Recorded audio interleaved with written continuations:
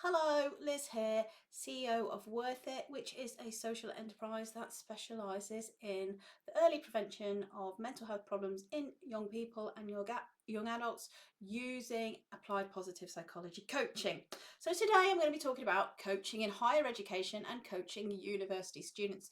This is something that I have had a lot of experience doing, and there is specific needs of university students that I think are really neglected that coaching can really help them with. As well as running Worth It.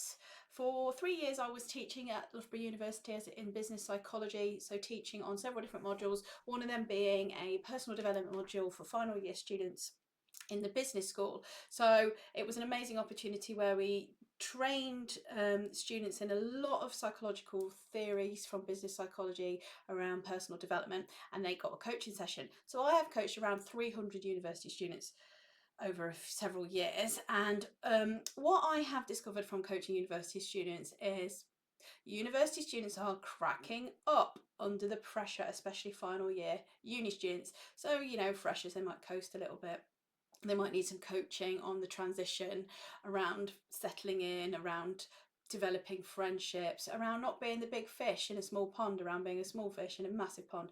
Like Loughborough, I used to teach at Loughborough.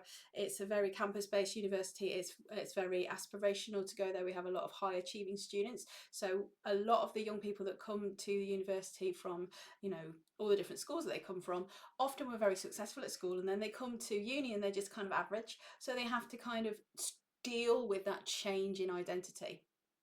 Also during that developmental stage, a lot of them struggle with anxiety and low mood. A lot of them are very lonely. The international students particularly, my heart goes out to them, because they're not only dealing with a completely different culture, they're away from their home and their family, and language issues, and unless they find a sort of support group and peer group of other international students that are from similar countries to them, they can really struggle and feel isolated. In Loughborough we have a high Chinese student population, and some of them, if they get put in halls with no other student that can speak Mandarin or Cantonese, they can feel quite lonely and isolated, especially if they're shy, and that or an introvert, and they don't necessarily have the outgoing personality to put themselves forward, or they don't feel confident in their English ability.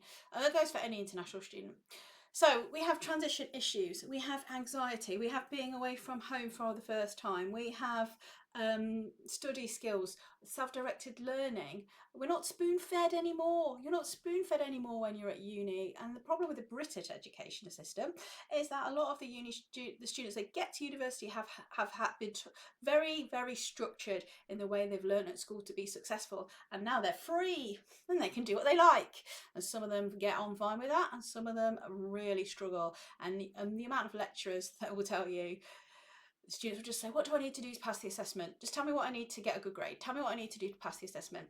They don't, something is lost in secondary school or sixth form, where they have the ability to critically evaluate and self-direct, which is skills that they learn at university, but that transition is hard. And also managing all the different modules and the different timelines and the different priorities for the modules and the different styles of lecturers, and getting themselves about campus or wherever the teaching rooms are, it's all massively stressful. So stress is a huge thing that coaching can help with academically for uni students. And it's the thing about uni students and coaching is, you might think, oh, they need help on the academic side, which they absolutely do. Supporting them with project management, time management, managing the workload, planning skills, stopping procrastination. That was a massive one. So a lot of students that I ended up coaching would say, well, at school I could just leave everything to the last minute, and then because I'm clever, I'll just bash it all out in the night before, and I'd get a good grade and I'd be fine. But now I'm at uni, I can't do that anymore. That strategy doesn't work for me, and now I don't know what to do, and now I've left it too late to figure it out. So, and then they get completely overwhelmed and completely stressed, and sometimes shut down, and they go into fight or flight mode, and they are like completely shut down and just don't do anything, procrastinate and then they might produce some mediocre piece of work when they could have done a lot better, because they could have over, had support through coaching to overcome the psychological barriers that are making them procrastinate. So it could be perfectionism, it could be fear of failure, it could be fear of success, it could be overwhelm, it could be not understanding, it could be missing a couple of lectures because they were sick and then they feel completely like lost and out of their depth. They might not be able to understand the tutor, they might not be able to understand the online learning platform, they might have missed all the lectures because they're out having too much fun and now they think, oh, I really should have gone to those lectures, and now feel really embarrassed. I've had students that speak to me about worrying what the lecturer thinks if they don't go to lectures. I'm like, they don't really notice. And it's up to you. We think as lecturers at university, it's up to you to take care of whether you go or not. It's not our priority. Yeah, we want our students to attend lectures live because you get more out of it if you attend live than catch up on a load of videos. But it's up to you, and you have to take responsibility for that. So some of the students would be almost people pleasing and feeling overwhelmed because some of them were feeling they had to do everything perfect and go to all the lectures and do all of the things and do all of the seminars and all of the tutor groups and everything perfect, and all the social side of it, and all the clubs and all the teams and all the sports stuff and all the student union things, and kind of almost trying to be the perfect student and do everything perfectly because they didn't want to miss out, which can be exhausting. A lot of other things I work with students on, especially female students, was boundary management and people pleasing behaviour. So they wouldn't want to miss out on a night out, but they also had priorities around their own personal goals of a module they wanted to focus on or a coursework they needed to complete, but their friend was like, come on, and they didn't want to miss out. So then the studying would go by the wayside, and then they would feel really bad and then feel really stressed because they're not giving themselves as much time. So that kind of conflict of priorities all the time, and the ability to say no, and the ability to manage boundaries, and the ability to delay gratification during high pressure periods like exam periods or coursework deadlines, or managing multiple priorities all at the same time. So coaching can help with all of those things because the coach is working with the student on an equal level, where you're helping the student identify their own priorities about what they feel is important and the psychological barriers to addressing those priorities.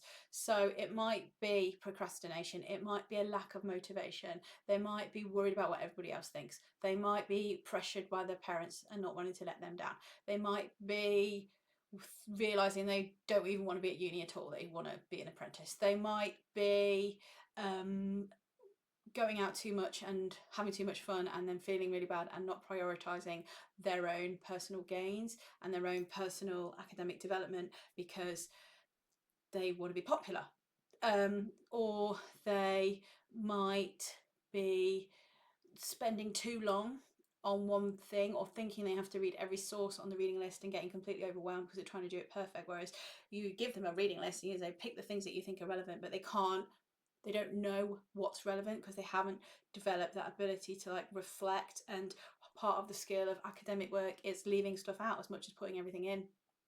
Also getting out of this mentality of just regurgitating knowledge, like showing that you can take it in and then spit it out again, almost like AI, that actually you can read something and learn it and then make it your own and put your own interpretation on it and your own critical evaluation and your own spin on that learning. Students really do struggle with that. It's because they've never been given permission before to have their own thoughts or opinions about something, and I've had to coach students on yes, or given assessment feedback on yes, we do want you to critically evaluate, we want you to put these two concepts together and contrast them and compare them and then say whether you agree or disagree, or which bits you like and which bits you don't like, and what your findings are and what you think, especially in psychology, because that's my area, was business psychology, so particularly that. And then the students would do a reflective piece of work where they would journal and self-reflect. So journaling along with coaching is a really powerful combination to support students' academic success. So what else does coaching help students with? Prioritization, planning, time management, even the confidence to ask for help, go to the library, ask for help, go to student services, ask for help. A lot of students are struggling with poor mental health. I remember one student I coached who wasn't struggling with mental health problems, and I actually thought, wow, she's really doing well, she's really together. That's how common it is. Out of 300 students, there's one that stands out that was so resilient and happy and fine. And I was like, that's what they all should be like, but they are all cracking up and really struggling. Another thing that is a real priority for uni students is relationships and interactions and connections, which is especially for male students, which was really heartening as a mother of sons. And a lot of the boys that I ended, the young men, I should say, that because they're like 21, that I end up coaching, wanted to build deeper connections with their bros, or they wanted to, communicate better with their fathers, or they wanted to have better relationship with their girlfriend, or they wanted to communicate better and open up more. And I just think in this day and age of male mental health issues, which are so predominant, I know female mental health problems get a lot more attention because in adolescence girls struggle more, but I actually think young men are a danger area that we really need to be supporting and helping, especially finding their groups and finding their tribes outside, in their sports teams or their, the interests that they have, so that they can build those connections and interactions. And like, young people don't really learn how to connect and interact.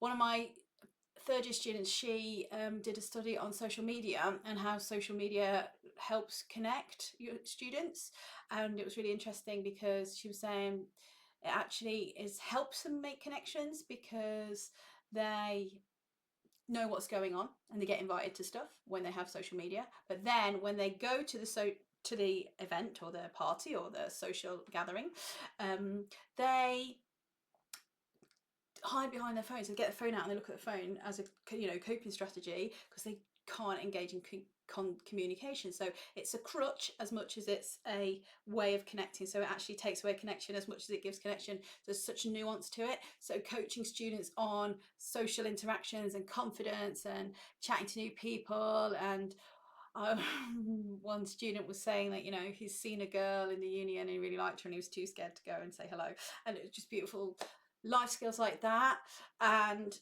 helping students have fulfilling, happy lives during this really important developmental stage of being free and going to uni and having a wonderful time.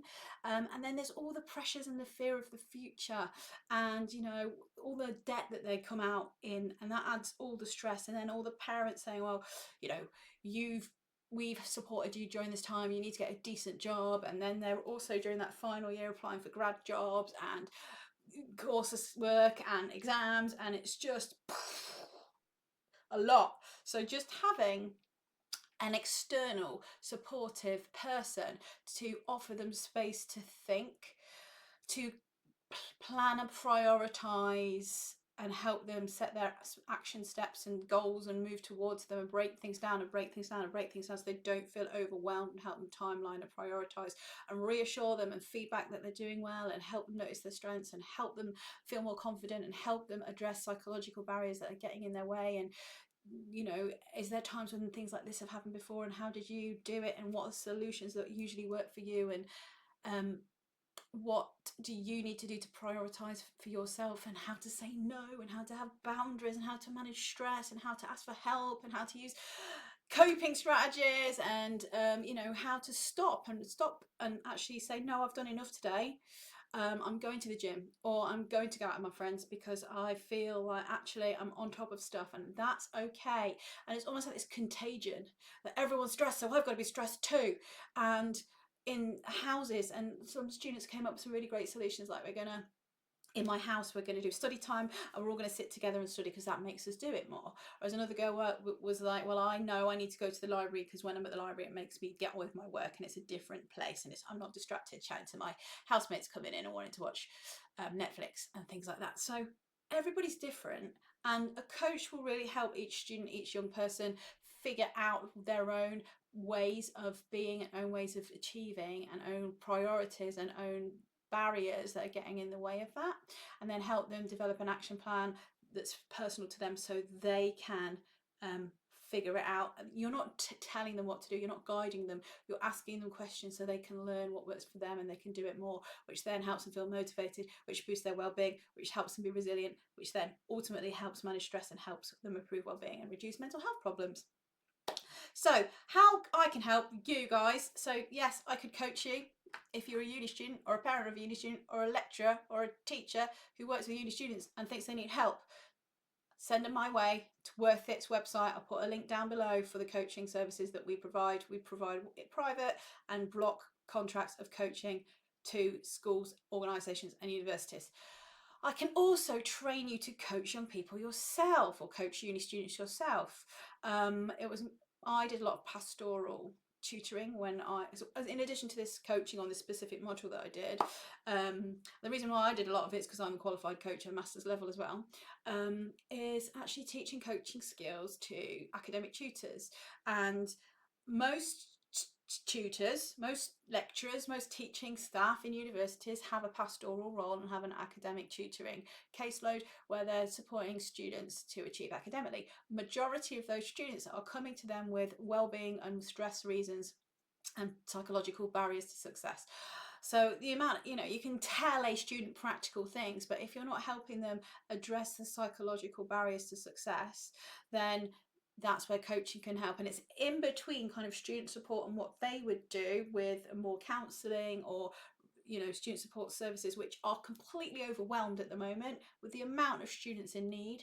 Obviously speaking to a counsellor because of anxiety, but also student peer-to-peer support is also really effective. But kind of in between acute need, it's a short-term coaching intervention to help them deal with and get through some difficult, challenging times and apply some coping strategies and time management strategies and study skills and life skills and resources for wellbeing and resilience to get them through that period, and then so they can move forward with confidence and success. So training lecturers, training university staff, or even other students in how to coach is one effective solution. That means we can reach a lot more uni students and support them to be happy and successful. That's what we want, and that's what they're paying their money for.